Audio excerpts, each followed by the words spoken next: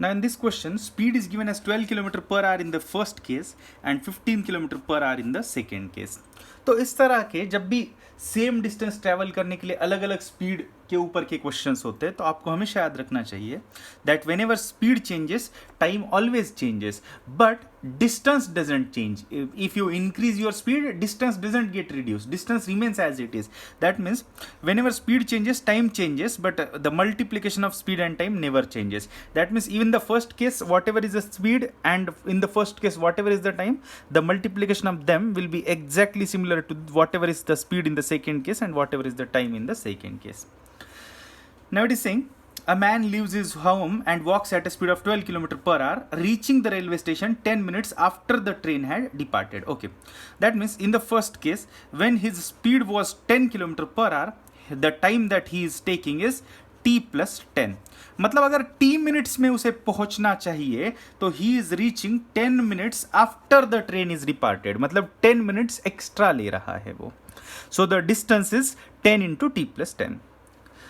But there is second case which says instead, मतलब ये करने की जगह अगर if he had walked at a speed of 15 km per hour he would have reach the station 10 minutes before the train departure.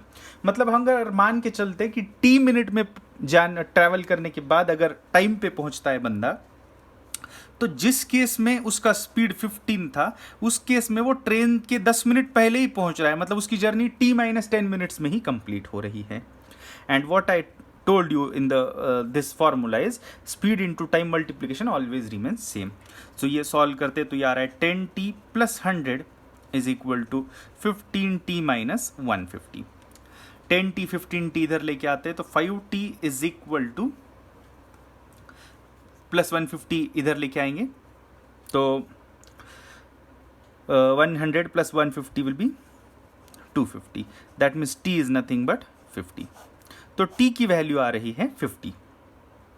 Now they are saying the distance from his home to the railway station is. तो distance दोस्तों is nothing but speed into time. First case हो या second case हो तो किसी में भी रख सकते हैं, फर्स्ट केस में रख देते हैं. It is s1t1 and speed in the first case was 10 into time in the second first case was t plus 10. t is 50, so 50 plus 10 will be 60.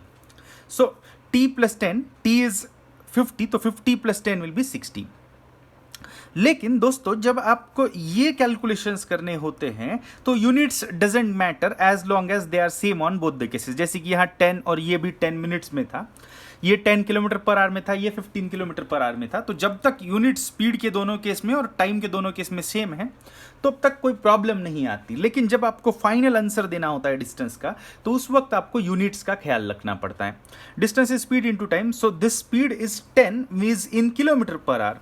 तो t जो होना चाहिए टाइम वो आवर्स में होना चाहिए, जबकि ये 10 मिनट्स में था. इसका मतलब t प्लस 10 भी मिनट्स में था.